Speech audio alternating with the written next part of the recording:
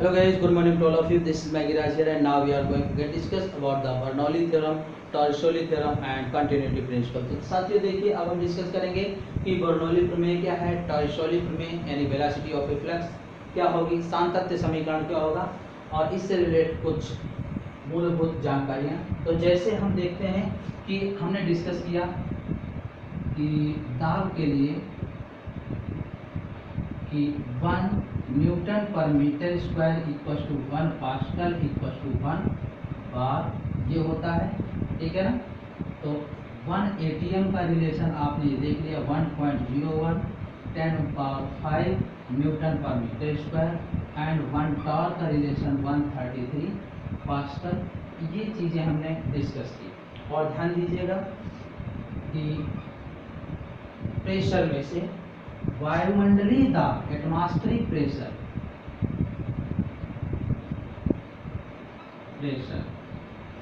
वायुमंडलीय दाब जो ज्ञात करते हैं उसको हम मापते हैं बैरोमीटर से, ठीक है ना, ये ध्यान रखिएगा। और अगर दाबांतर नापते हैं, ये सिर्फ दाब है और ये दाबांतर प्रेशर डिफरेंस जो मेजरमेंट करते हैं वो मैनोमीटर से करते हैं।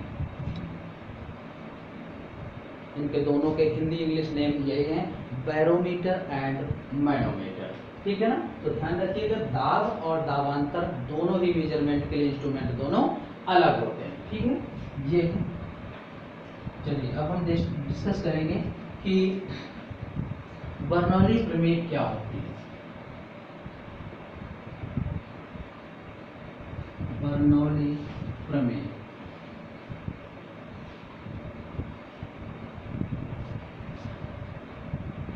Bernoulli theorem. तो बर्नौली थ्योरम क्या है कि जब कोई द्रव बहते हुए द्रव के सभी कणों का वेग जो है नियत हो, कांस्टेंट, यानी वो धारा रेखीय प्रवाह कहते हैं। तो हम ये कह सकते हैं पहले कि धारा रेखीय प्रवाह। तो स्ट्रीम लाइन फ्लो जो होता है, स्ट्रीम लाइन फ्लो, तो स्ट्रीम लाइन फ्लो में क्या रहता है, v इक्वल टू क्या होगा, कांस्टेंट होगा। और इसी में से बर्नौली थ्योरम यूज होती है, फॉलो करती है। तो जब बहते हुए द्रव के सभी कणों का वेग नियत हो, वो प्रवाह धारा रेखीय प्रवाह कहलाता है। तो यहाँ पे ये बोलेंगे the velocity of all the particle whatever the flows in this flow is this type of flow is known as streamline flow. Okay, so in the streamline flow velocity of every particle of the fluid it remains constant, यानी बहते हुए द्रव के सभी कणों का वेग जो है नियत रहता है। ये होता है धारा रेखीय प्रवाह। अब देखते हैं विशुद्ध प्रवाह क्या होगा, इसे बोलते हैं डायनामिक फ्लो। इसका मतलब ये हुआ कि जब बहते हुए द्रव के कणों का वेग नियत ना हो, ये लिक्विड है, द्रव जो प्रवाहित हो रहा है और इसके लिए v की वैल्यू कांस्टेंट नहीं है, तो ऐसा प्रवाह क्या कहलाता है, विशुद्ध प्रवाह, dynamic flow. So whenever the velocity of all the particles in the fluid is not constant, then this type of flow is known as dynamic flow। यानी बहते हुए द्रव के सभी कणों का वेग जब नियत नहीं होता तो इस प्रकार के प्रवाह को विशुद्ध प्रवाह कहते हैं। और देखिएगा बर्नौली प्रमेय धारा रेखीय प्रवाह को संतुष्ट करती है, फॉलो करती है। तो देखिएगा ये क्या है कि जब कोई द्रव धारा रेखीय प्रवाह में बह रहा हो, ये कैसा प्रवाह है, धारा रेखीय प्रवाह, ठीक। तो ध्यान दीजिएगा, ये कोई ट्यूब है, इसका जो क्रॉस सेक्शनल एरिया है वो A1 है और ये A2 है। तो ध्यान दीजिएगा A1 ग्रेटर A2, यानी एरिया ये बड़ा और ये छोटा है, दिख रहा है। तो जहाँ एरिया ज़्यादा होगा वहाँ की वेलोसिटी इसकी कंपैरिजन में कम होगी, यानी v1 लेस देन v2। तो ध्यान रखिएगा, संकीर्ण स्थानों पर वेग चौड़े स्थानों की अपेक्षा अधिक होता है। The velocity at the sink point is greater than at the wide point. Okay, तो ये है रिलेशन इनमें। तो ऐसा जब लिक्विड फ्लो हो रहा होगा तो बर्नौली थ्योरम में बताया गया कि प्रेशर एनर्जी ये है पर यूनिट वॉल्यूम पर ईपी का मान पी ही होता है। काइनेटिक एनर्जी, इसको ई के लिखा है 1/2 rho we square, and pressure energy, kinetic energy and potential energy ये है E potential equal to rho ji h. ये सब पर यूनिट वॉल्यूम पर है, एट पर यूनिट वॉल्यूम। एकांक आयतन पर दाब ऊर्जा, एकांक आयतन पर गतिज ऊर्जा और एकांक आयतन पर स्थितिज ऊर्जा, ये है, ध्यान रखिएगा। तो बर्नौली थ्योरम में बताया गया कि एकांक आयतन पर दाब ऊर्जा, गतिज ऊर्जा और स्थितिज ऊर्जा तीनों का योग यानी P + 1/2 rho we square plus rho ji H equal to क्या होता है, कांस्टेंट होता है, नियत होता है। इसे बर्नौली प्रमेय कहते हैं। तो फ्लो कैसा होना चाहिए बर्नौली के लिए, धारा रेखी प्रवाह, स्ट्रीम लाइन फ्लो।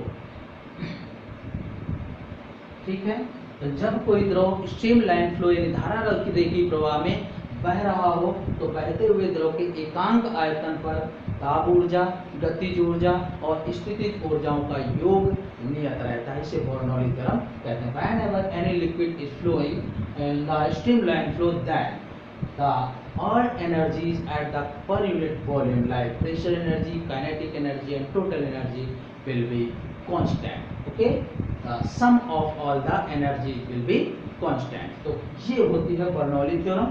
अब हम इसको अगर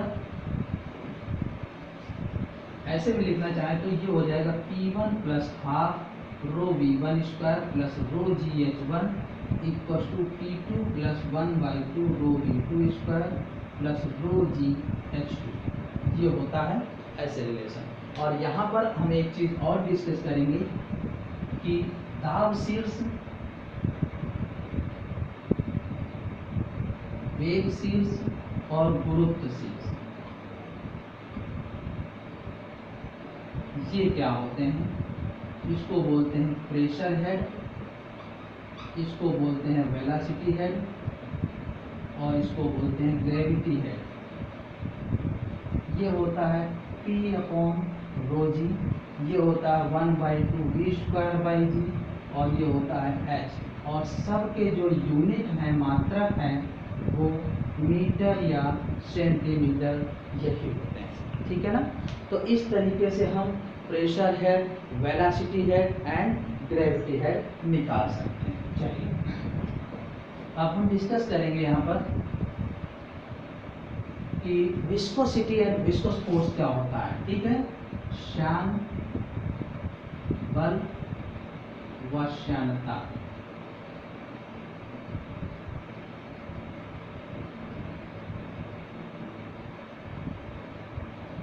विस्कस फोर्स एंड विस्कोसिटी।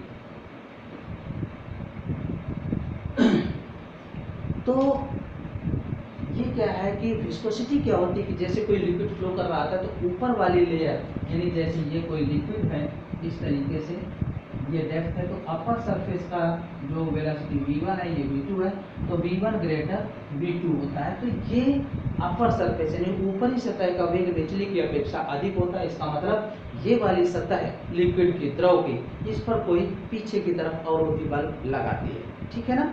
तो इसका मतलब ये कह सकते हैं कि श्यानता क्या है, विस्कोसिटी क्या है, कि द्रव की होने वाली दोनों परतों के बीच या द्रव सतहों के परतों के बीच होने वाली सापेक्ष गति को श्यानता कहते हैं। Relative motion between the layers of the liquid is known as viscosity and the force whatever be applied by the upper layer of the liquid on the lower layer is called viscous force। यानी द्रव की ऊपरी सतह द्वारा निचली सतह पर जो बल लगाया जाता है या प्रतिरोधी बल लगाया जाता है उसे हम श्यान बल कहते हैं, विस्कस फोर्स कहते हैं। ठीक है ना।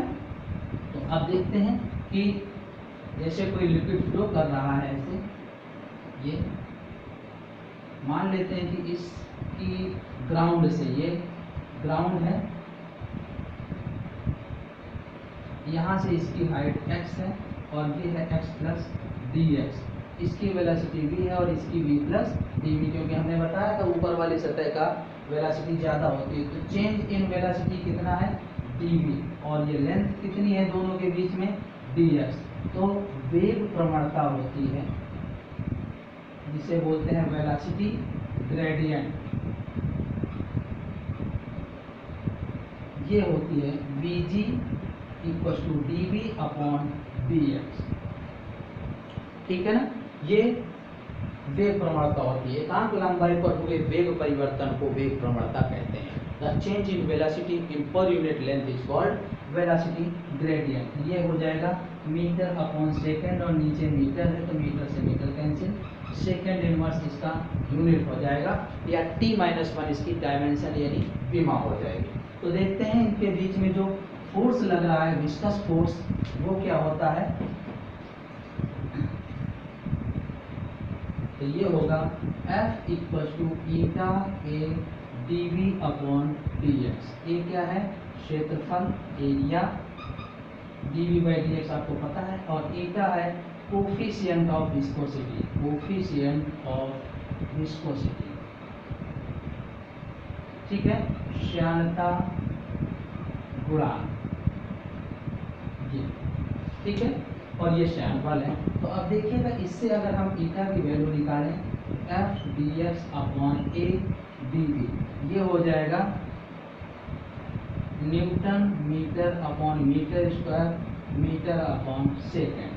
तो ये हो जाएगा newton second upon metre square. ठीक है ना, ये आ जाएगा। या और इसको इजी करते हैं तो kilogram metre upon second square into second upon metre square, ये आ जाएगा किलोग्राम पर मीटर इंटू सेकेंड।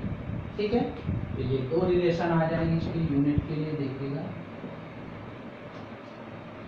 ये है इसका मात्रक किलोग्राम पर मीटर सेकेंड या ग्राम सेंटीमीटर सेकेंड, ये इनके संबंध आ जाएंगे, ध्यान रखिएगा इसको। तो ऐसा संबंध आता है इनके बीच में। ठीक है, और ये MKS यूनिट कह सकते हैं, MKS, और इसको CGS यूनिट कहेंगे। ठीक है, यानी ये SI पद्धति का मात्रक है और ये CGS पद्धति का मात्रक है। ओके।